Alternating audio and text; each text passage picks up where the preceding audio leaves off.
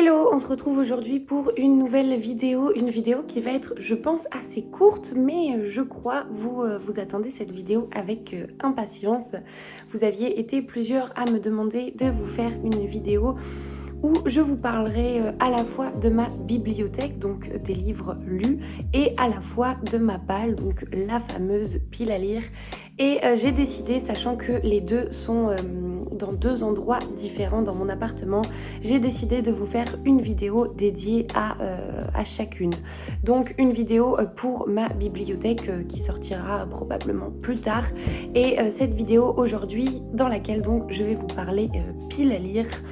Et en l'occurrence, on est plutôt sur une bibliothèque à lire, puisque donc tout ce que vous voyez derrière moi, en fait à part les deux étagères du bas, mais je vous en parlerai dans la vidéo, tout le reste en haut c'est ma pile à lire et il y a encore un étage de plus. Et surtout on est sur un double rayonnage, donc voilà, il y en a quand même beaucoup. Et surtout je n'ai pas que ça. J'ai également une petite bibliothèque T-Books dans mon salon qui recense quelques brochets qui font également partie de ma palle. J'ai aussi un autre endroit dans lequel je mets mes Agatha Raisin et mes Amish Macbeth, donc qui sont les deux collections écrites par MC Beaton. Et voilà, donc on va faire le tour de cette pile à lire, enfin plutôt ces piles à lire et les 7 bibliothèques à lire derrière moi. Quand il y aura des explications, voilà, pour vous montrer un petit peu ce à quoi ça correspond, je le mentionnerai à l'écrit. Et puis sinon je crois qu'on a fait le tour. Je vais pas m'arrêter sur chaque livre, au contraire même je ne vais tout court pas m'arrêter sur les livres. L'objectif c'est vraiment de vous montrer de manière assez lente les différents livres que j'ai dedans. Pour vous donner un ordre d'idée, je crois que je suis à 170, auquel on rajoute à peu près 35 tomes entre mes Agatha Raisin et mes Amish Macbeth. Donc voilà, on est largement à plus de 200. Vous comprenez bien que je n'ai pas envie de m'arrêter sur les 200, sinon ça prendrait vraiment beaucoup trop de temps. On part donc sur un tour de ma palle et bien évidemment si vous en avez lu certains qui notamment ont été des coups de cœur, n'hésitez pas à me le dire. L'objectif aussi de cette vidéo c'est que vous puissiez me conseiller des livres que je possède déjà en me disant par exemple celui-ci je l'ai lu, il est incroyable, concrètement il peut pas rester dans ta palle plus longtemps, il faut que tu le lises absolument.